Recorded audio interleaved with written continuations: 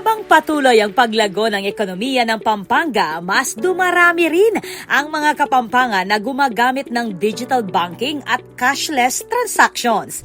Ito ang naging sentro ng BDO Business Talk Media event na ginanap sa SMX Convention Center Clark, kung saan ibinabahagi ng BDO ang economic outlook para sa nalalabing bahagi ng 2026 at ang mga financial trend na nakikita sa lalawigan. Ayon kay Romel Gomez, Senior Vice President, Region Head for Northern Luzon Branch Banking Group BDO Unibank, nananatiling isa ang Pampanga sa pinakamabilis na lumalagong economic centers sa Central Luzon. Kasi we see the growth areas nasa probinsya, nasa countryside. That's why kaantabay ang BDO sa progress ng ating mga kababayan sa countryside. Dahil dito, mas nagiging bukas ang mga individual at negosyo sa digital payments, bank financing at iba pang financial services upang mapalago ang kanilang operasyon. Kailangan ng ating mga kababayan na mag-ipon and to secure their future,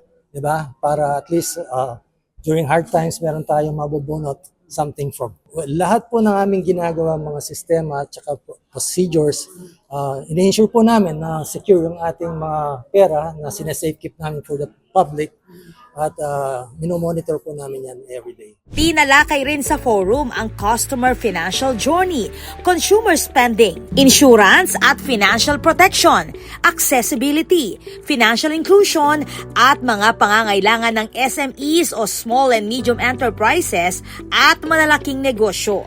Binigyang diin ng BDO na layunin nitong samahan ang mga Kapampangan sa bawat yugto ng kanilang financial journey mula sa pag-iipon, pagbabayad, paghiram ng puhunan, pagnenegosyo, hanggang sa pag-invest.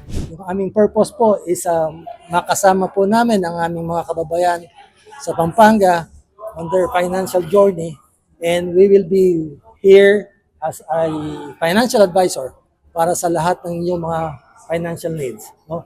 So susuporta po kami sa inyong business activities, and we'll be right beside you growing your business at saka yung financial journey ninyo.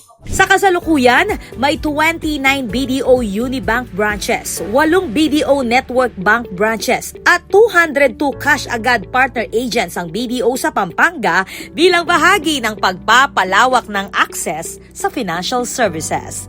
This is Patricia Mamangon, on the spot.